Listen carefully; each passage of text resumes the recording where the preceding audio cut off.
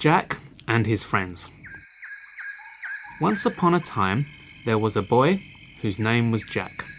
One day, Jack set out to seek his fortune. He hadn't gone very far when he met a cat. "Good morning, Jack," said the cat. "Where are you going?" "I'm going to seek my fortune," said Jack. "May I go with you?" "Yes, if you like."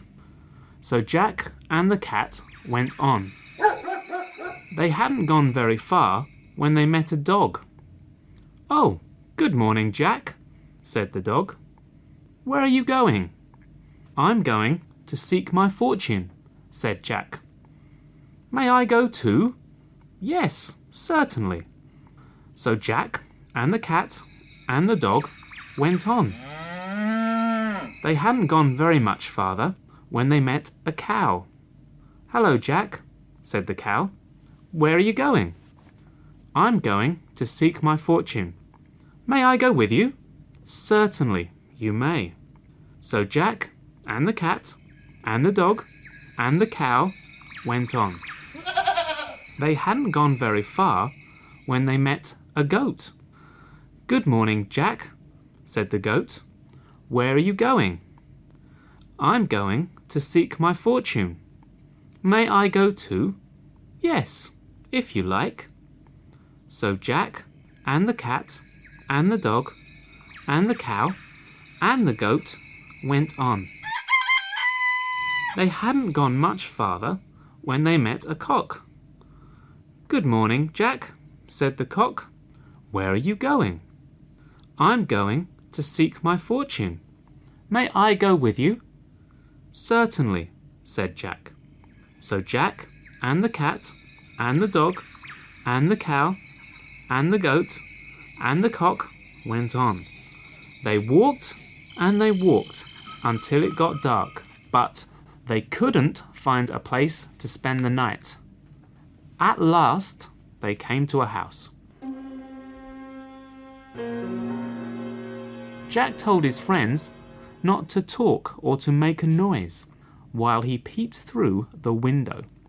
And do you know what he saw in that house?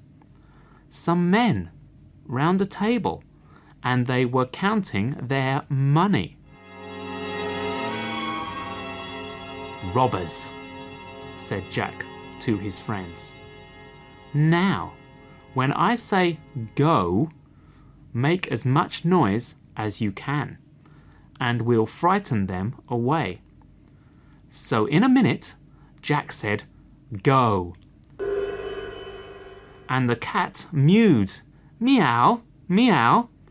And the dog barked, "Woof, woof." And the cow mooed, "Moo, moo." And the goat bleated, "Me, me." And the cock crowed, "Cock-a-doodle-doo, cock-a-doodle-doo." And they all together made such a dreadful noise that it frightened the robbers, and they all ran away. Then Jack and his friends went inside the house to have a good sleep. The cat lay down on the rocking chair, and the dog lay under the table, and the goat lay down at the top of the stairs, and the cow went into the cellar, where it was nice and cool, and the cock settled down on the roof, and Jack blew out the lamp and went to bed. Now the house was dark, and in a little while everything was quiet. Then the robbers decided to return to their house, so they told one man to go back and see if everything was all right.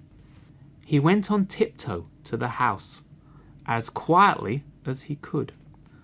But soon he came running back, all out of breath and very frightened. "Don't send me there again," he said. "It's a dreadful place. I tried to sit down in the rocking chair, but an old woman stuck her knitting needles into me." That wasn't an old woman, that was the cat. "And I went to the table and looked under it, and there was an old man under the table, and he stuck his pincers into me." That wasn't an old man with pincers under the table. That was the dog. And I went up the stairs, and an old woman with a sweeping brush knocked me right down again. Oh, the silly. That was the goat. Then I ran down to the cellar, but there was a man chopping wood, and he hit me on the head with his axe. That wasn't a man with an axe. That was the cow. But the worst one of all, said the robber, was on the roof. There was a dreadful little old man up there who shouted, "Throw him up to me! Throw him up to me!"